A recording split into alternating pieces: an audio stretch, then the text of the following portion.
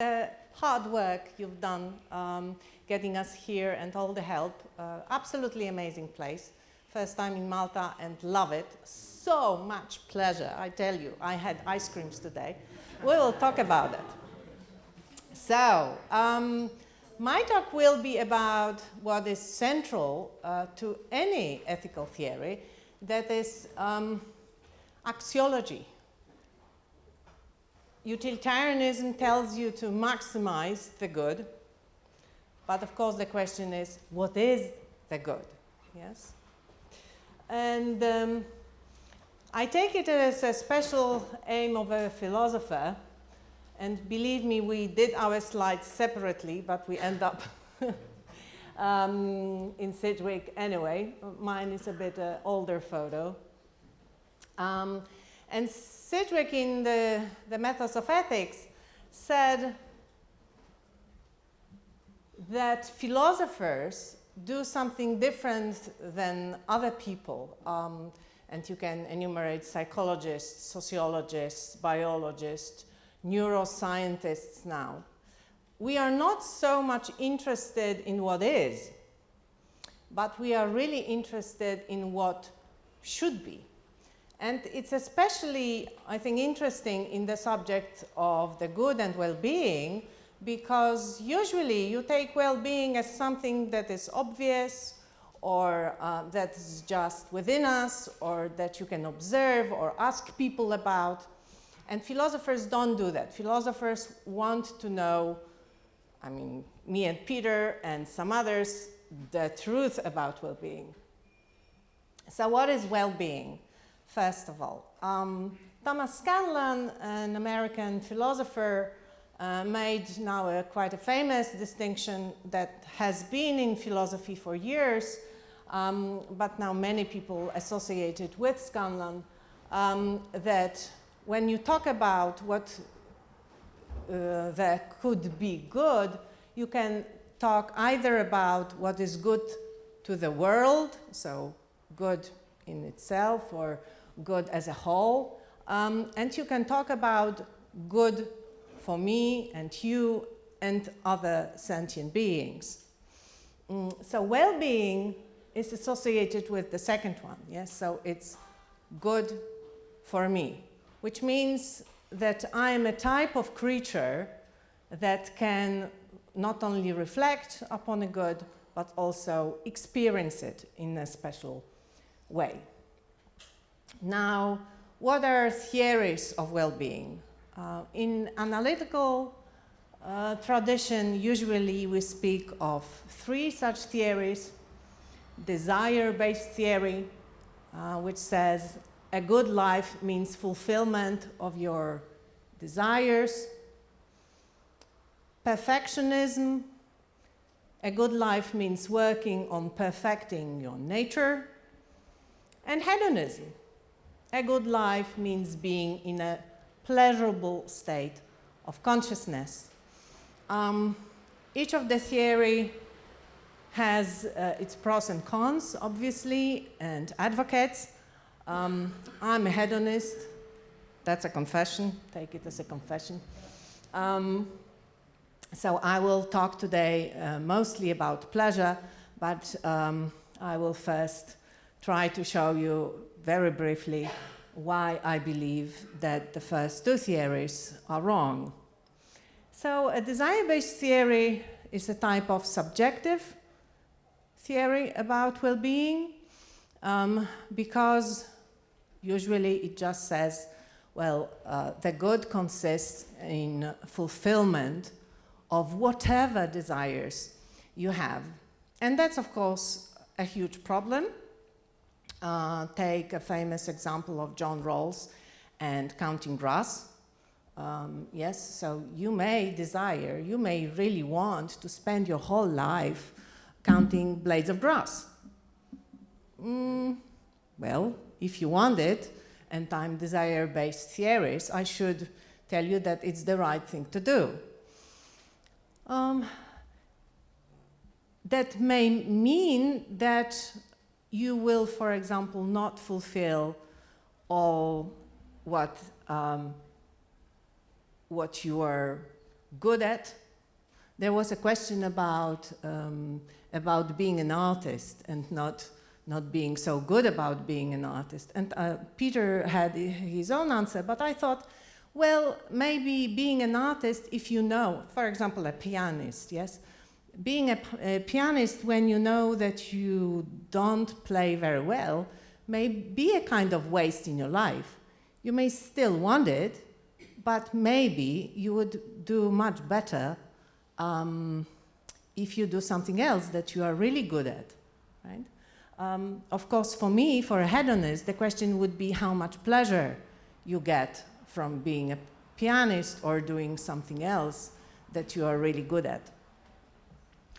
Another problem with the desire-based theory is that you may get the good even if you don't know it. It's a famous Parfit's example about going on a train with a person who is severely ill, and you want this person to get better. You part, you never meet this person again, the person does get better, and it's wonderful, but how the good comes to you? Yes, your desire was satisfied, but you don't even know that.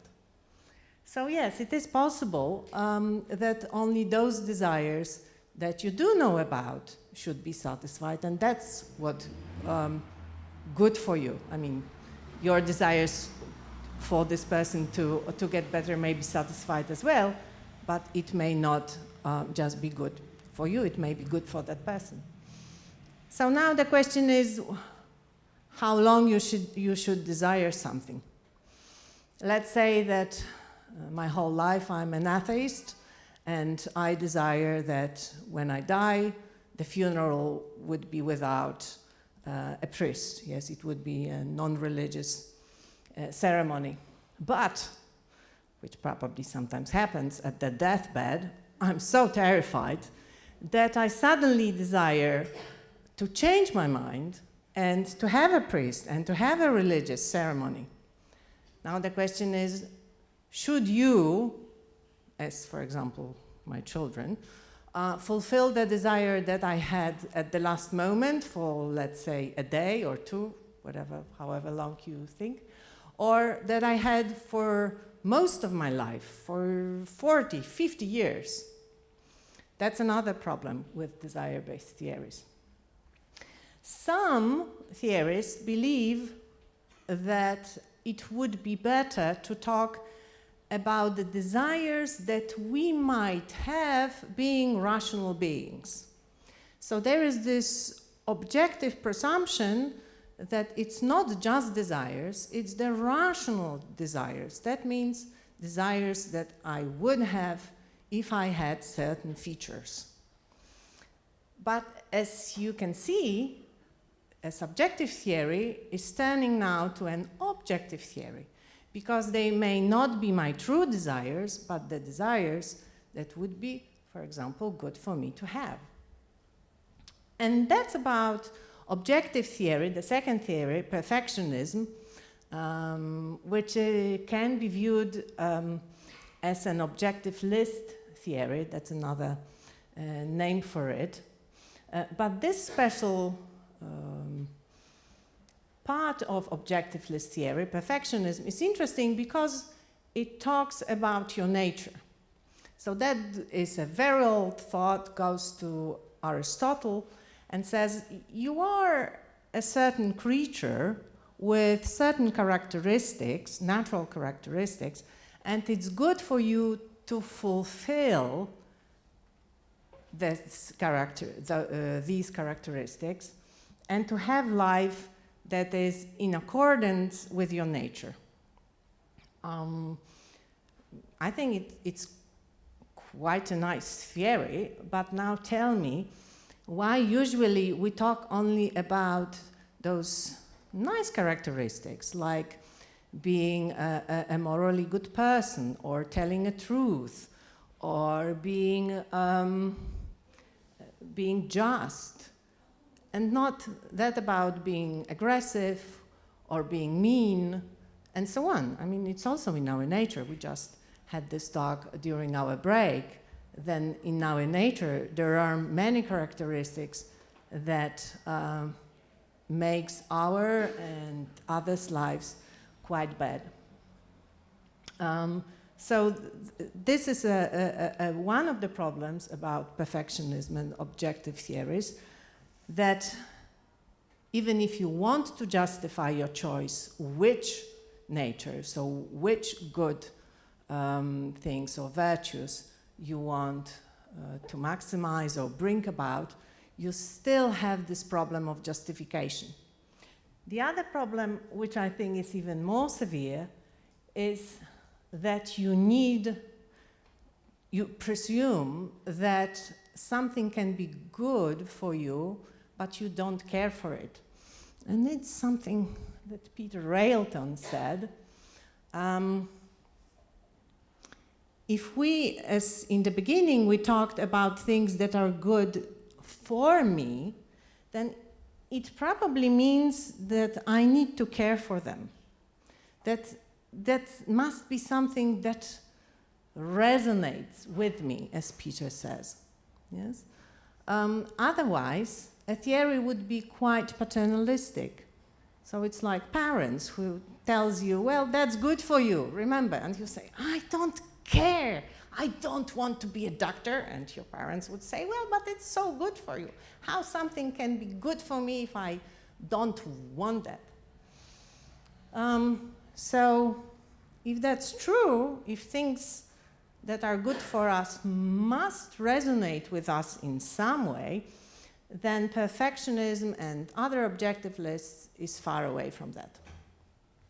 Now, there is something in what I'm saying, because I want to say that hedonism is between those two theories. In a way, pleasure is something that you may not want. I may tell you, pleasure is good for you, so ice creams, other sweets, coffee, whatever you want, great sex, great literature, great film is really good for you. And you may say, no, it's not. But once you feel pleasure out of anything I enumerated or your own, you can't resist but think that pleasure is something good. And how it happens, that's the main part of my talk. So, well-being is pleasure, that's my family, great moment, that's a cake I made. I just can tell you that it looks much better than it tasted. And that's a part of Poland that we had a beautiful holidays at. What is pleasure? I'm really lucky working on pleasure because that's something that we all know about, right? If I tell you now to imagine pleasure that you had, you can easily do that. So let's do that. Remember pleasure that you remember. So think of pleasure that you remember. Now, I had those ice creams, but you may have something else. If you think carefully enough, you will feel pleasure. Is that right? It should be. It's, of course, of other intensity, probably, than the one you experienced, especially if pleasure was really great. But there will be something that still comes about the feeling and the experience you had. You may do that at home. That's a wonderful thing about pleasures, that if you remember them, they will bring the experience again and again and again. So, how did you know that it's pleasure? Philosophers ask what unites all those pleasures. Yes, what make a pleasure a pleasurable experience in a way? And there are two answers. They are different. Pleasure as a feeling that we desire to have. So some philosophers say pleasure is an experience, I call it a feeling. So pleasure is a feeling that I know it's a pleasure because when I experience it, I want it to continue. Yes, so I think of that and it's yes, I want to have it again and again. Another possibility is that there is something in the feeling that is special. Yes? So it is the specific nature of pleasurable feeling that makes all other experiences pleasurable. There's quite a bit of a fight among philosophers here, which I think is completely unnecessary because we can show that those things to some extent go together. But let's first see what neuroscience have about pleasure.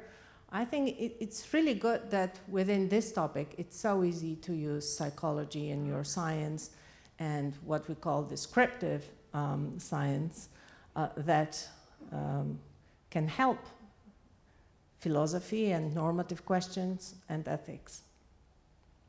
So now neuroscientists define pleasure as a positive hedonic reaction. So imagine those pleasures that you had from, I don't know, doing sport, reading, having sex, eating something delicious. And if you think of those clusters of experiences, you will recognize that sometimes you feel pleasure that goes with it and sometimes not. So whatever you eat, for example, can be really good for you and nice in a way that will bring you pleasure, but sometimes you don't even notice anything, yes? So when you are very hungry, even simple potatoes would be delicious and bring you pleasure, but when you are full, we have this saying in Polish, leave the potatoes, eat meat, but of course not here. Eat potatoes, leave meat. Anyway, neuroscientists say that it's not eating that gives you pleasure, and these are not potatoes, and it's not a great book, but something within your mind that turns a simple experience into a pleasurable experience. I make this metaphor with sugar icing. So imagine that you put sugar icing on whatever experience you have. The sugar icing is pleasurable. That means that I make this differentiation between, for example, jogging and pleasurable jogging, because pleasurable jogging is a jogging with sugar icing. And you can do the same with anything else. That's the liking thing. Now, neuroscientists will tell you that liking is different from desiring. What it means? It means that to desire something and to find it pleasurable is different. There is a very famous experiment done in the 50s, I think, on rats. There was an equipment put into a rat's brain that was to move them toward pressing a button that would affect something in their brain that they thought would bring pleasure. But now they believe that it didn't bring pleasure, it brought the feeling of desiring something. We have this problem with addictions, yes? When you satisfy your addiction, it may not be that you feel pleasure with satisfaction, it may be that you just feel relief. Relief may be a type of pleasure, but sometimes it's clearly not, yes? It makes you feel relief, but the pleasure doesn't come. Anyway, if that's true, that liking is different from desiring, that, for example, those things happen in different parts of your brain, that means that the first one is not really right, yes? That what unites pleasures is not your desire, but the specific nature. Now, how can we use this knowledge? We thought that Sidgwick, so Peter and I thought that Sidgwick had it right, and that Sidgwick's definition that pleasure is a desirable state of consciousness is exactly right. Although, in our book, The Point of View of the Universe, we believe that a desirable means actually desired. And now, after a few years of further research, I don't believe it anymore. I believe that a desirable state means a state that is worthy of your desire. That means that it's not actually desired, but that you think that it is worthy of something of your attention. So I define pleasure as a feeling that when experienced by rational creatures, rational, I mean here that can use language, for example, that is a normative language, that I call something good, worthy, and so on. So that's rational creatures. Is liked, accepted, or treated as good. And that means that for me, pleasure is a kind of feeling that when you experience it, you think that it is good, that it's good to have it. And that unites all the pleasures. Why I believe it's a good definition?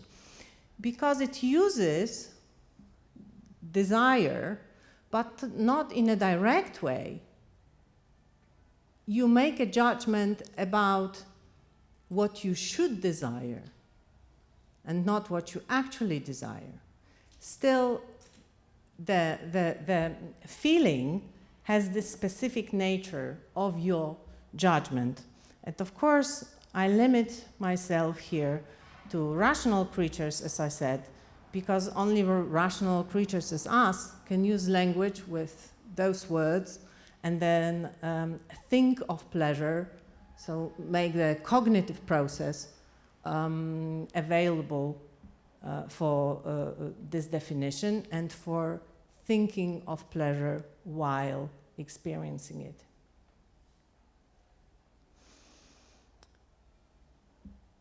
Now, of course, hedonism has its own great objections, and that's one of it. Because hedonism is a theory of a state of mind, and it limits everything that is good to my state of mind. Then Robert Nozick came with this example of experience machine and asked people whether they would really want to limit their life to states of mind. I don't know whether you're familiar with Matrix. Still, okay. My children no longer. I had to push them toward this great film and great idea. Anyway, if you remember, imagine that you are in this machine. And Nozick says, would you agree to be plugged in a machine that would make you the most pleasurable state of mind possible? You would, once you are in a machine, you would not know that you are in it, but first you would need to make this act of accepting that you are getting to be plugged in. And Nozick thought that most of us would not want to get into the machine and be plugged in. So let's vote. Who would want to get into a machine that would give you the most pleasurable states of mind, but that would be only states of mind and not reality? Hands up, who goes for the machine? 1, 2, 3, 4, 5, 6, 7. You're making your mind. Good. Okay, 6 people, 7, well, perhaps. All right. That happens. That's a common response. Don't worry. But do I know that it's a machine? Once again. Do I know that it's a machine? It's a machine? Before you make a decision, yes. But once you are in a machine, no. It's like in Matrix, yes? So in Matrix, you didn't know that you are in Matrix. Okay. But now imagine that I'm giving you a pill. I'm this person who tells you, oh, ha, ha, it's not reality. You are in the machine already. Now, who wants to get out and live in reality? I can't tell you what the reality is, but I can tell you that your life is just a state of mind. Hands up who would want to get into reality.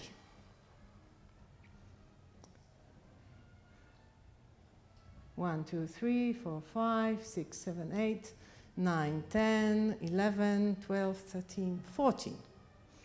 Still not the majority. So who didn't want to get into machine, but now don't want to leave it? Hands up. All the rest, yes? Quite a lot. How come? How come? So it happens that it's probably not about reality and states of mind, but rather what Kahneman called a status quo bias. That means we simply like where we are. And that's quite a good news, isn't it? That we don't want the change. So when Nozick asked about the machine, the answer he got from us is not that I want my life to be so real, but I just like my life as it is. And for Kahneman, a Nobel Prize winner in economics, you know, a great psychologist, that's a problem, because that means that economists, for example, cannot move us to change our life. Yes, so if they want, you know, a new a phone program or a TV program, and they call us and tell you, well, I have this wonderful new set for you. Would you want it? And we usually say, just leave me alone. Yes, I'm satisfied with what I have. That's exactly this. It's status quo bias.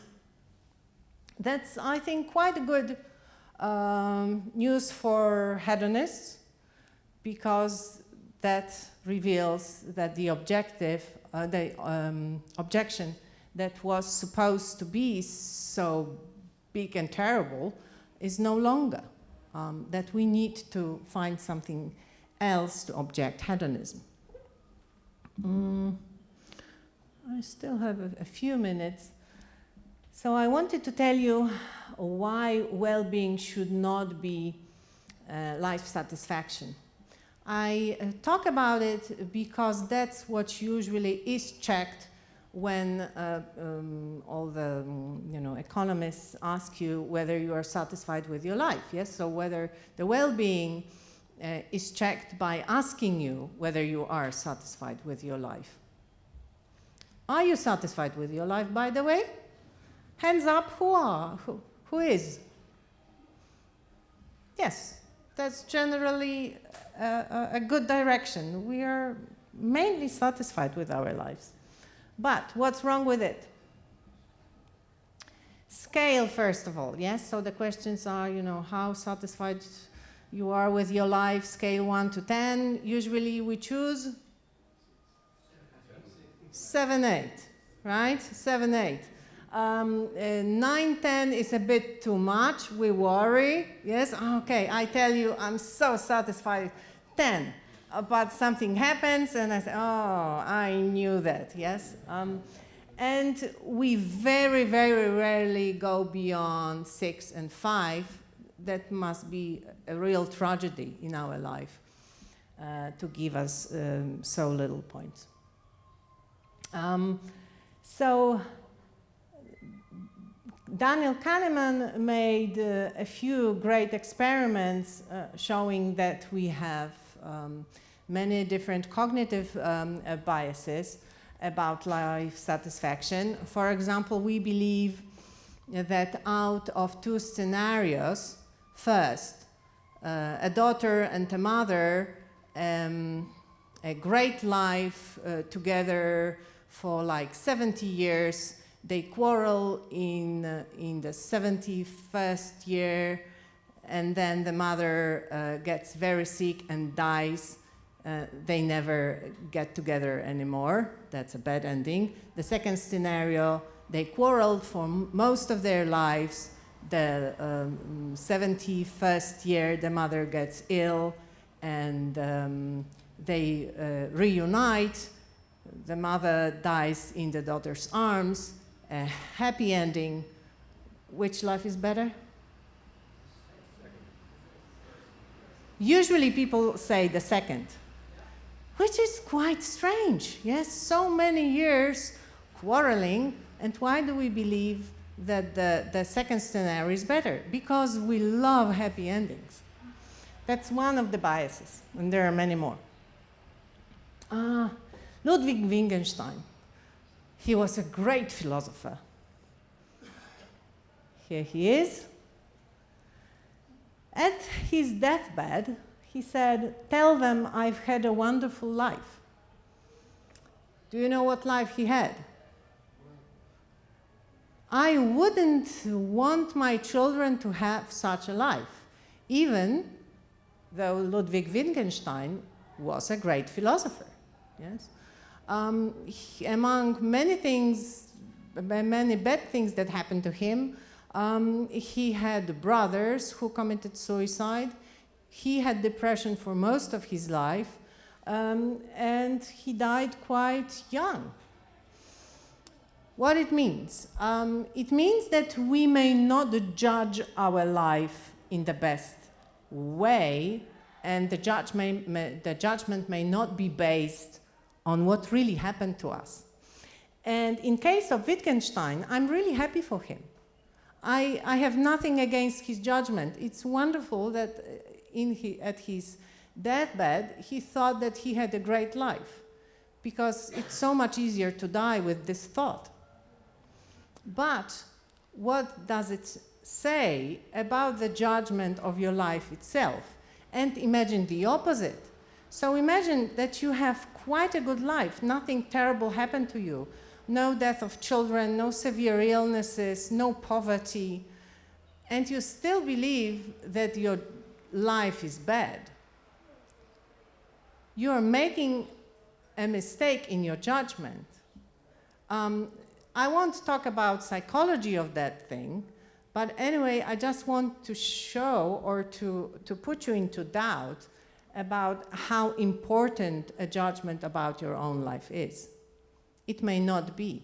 And that's why I believe that it is better to measure our pleasures, our day-to-day pleasures. And that's actually what Kahneman does. There are some smart apps on your phone that you can install, and you will get questions from a few times a day, and they will ask you to measure your, they say, happiness, but for me it's just pleasure. So to measure your state of consciousness you have at the moment of receiving this question, from the point 1 to 10, or just there's an arrow between 2 points. And then to say in this app what you are actually doing. And after a few weeks, you get a description. I got through that. It was really interesting. I got through this experiment and this application a good few years ago, and I learned quite a few interesting things. One of them was, for example, that now then I had really young children, and being with my young children was actually not the most pleasurable thing I could experience. That was pretty shocking, I have to tell you. But I thought that it's good for me to learn what I find pleasure in. Yes? And by following it, you may then move towards a more conscious life, because you actually know what brings you pleasure. And it's not about, judgment and life satisfaction and so on, but about real experiences that you go through every day. And because it's such a lovely practical thing, I just wanted to say a few coaching things. Oh, God forgive me. So I think we are animals, and because we are animals, we have body and we have others. And these are two main sources of our pleasure: movement and other creatures, not only people, but also animals.